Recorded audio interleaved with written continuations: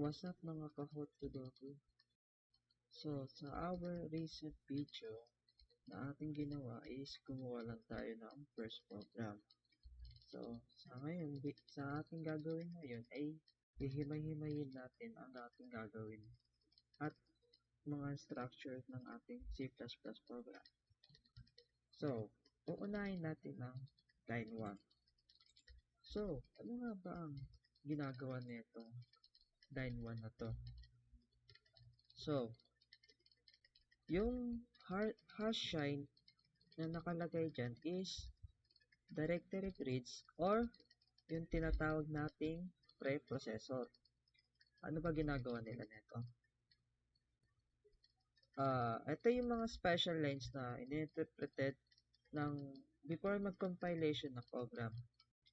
At ini-include ng preprocessor na isama yung C++ standard code as a header. Itong IO stream na sinabi ko nga sa last video na ito yung standard input and output ng ating program. So, sa line 3, ito naman yung pinaka-function main kung saan magra-run ang ating program. Sa lahat naman ng mga programming language or mga ginagamit nating languages ay meron main function kung saan ito mag-start. Dito naman sa line 5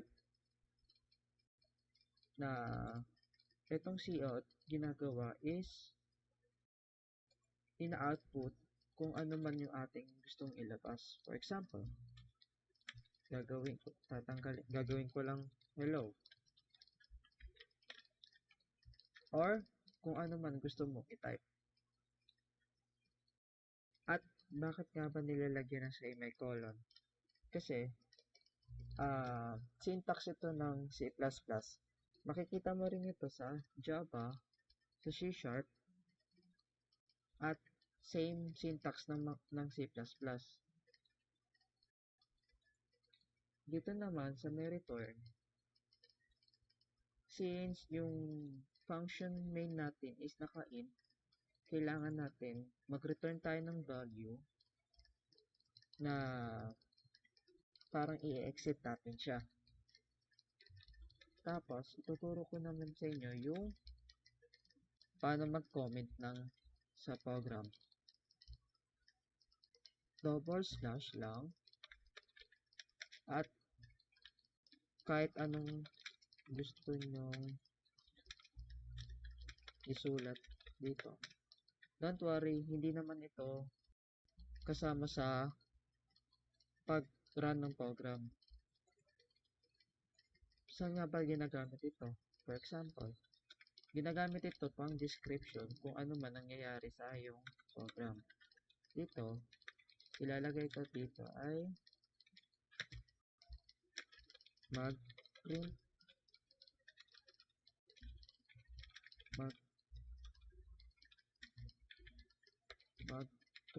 ng hello. Dito naman,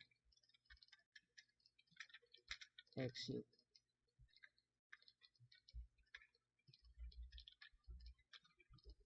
Start ng program.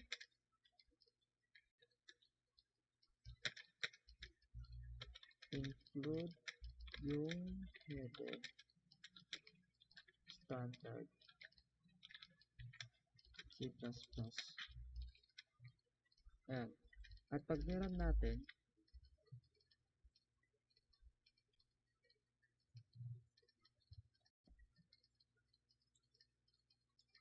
ayan. Kita nyo na hindi pinansin ng program yung comment.